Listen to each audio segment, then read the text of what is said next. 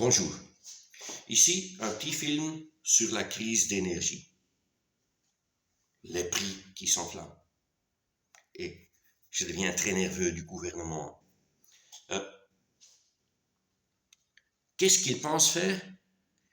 Ils ont dit, il faut envoyer quelqu'un à Poutine pour discuter sur les prix des gaz. Désolé, les prix des gaz, je n'y crois pas qu'on peut avoir ça sous contrôle. Poutine est devenu notre ennemi, il sait très bien qu'on a besoin de gaz, certes en étant Europe, c'est probablement le plus grand fournisseur de gaz, et on va lui dire, cher grand ennemi de nous, veuillez vendre votre gaz moins cher. Douteux. Ce que moi je ne comprends pas, c'est pourquoi les prix d'électricité ont augmenté autant. Ça je ne comprends pas. Il semble qu'il y a un lien entre le prix du gaz et le prix de l'électricité, pendant qu'une toute petite partie de l'électricité qu'on a est faite à base de gaz, ça devrait être négligeable.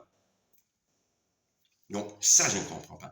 Et ce que moi, je pense que le gouvernement devrait faire, c'est de faire de sorte à ce que le prix de l'électricité soit le plus bon marché que possible. Pourquoi?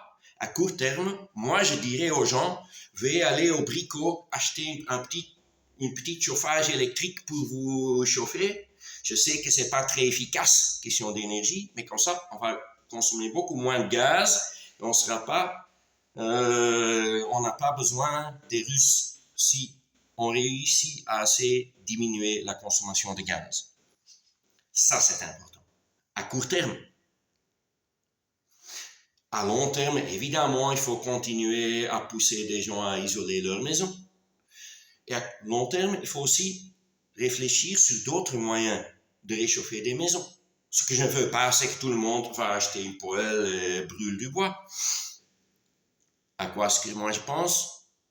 Regardons des villes en Danemark, par exemple, Aarhus. Aarhus, qu'est-ce qu'ils font?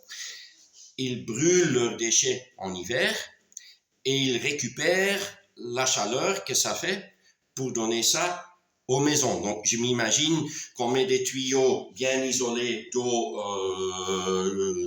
dans les rues et les maisons peuvent se connecter dessus, les blocs d'appartements peuvent se connecter dessus. Comme ça, tu peux aussi réchauffer des maisons. En plus, tu saurais aussi brûler, faire des trous très profonds dans la terre où il y a beaucoup de chaleur. Et là, tu saurais aussi facilement faire de l'eau chaude pour donner ou vendre aux maisons, appartements qui veulent se réchauffer de cette manière. Tu pourrais connecter ça à ton chauffage. Mais ça, c'est évidemment plutôt long terme. Ce que moi, je ferais quand même dès maintenant, c'est de faire des tests à petite échelle, de trouver des endroits en ville, par exemple, où on pourrait faire quelque chose comme ça pour voir si ça fonctionne bien et pour en apprendre. Mais je répète, ça c'est plutôt long terme, court terme. C'est très simple, il faut faire tout pour que le prix d'électricité baisse profondément. Merci pour votre attention.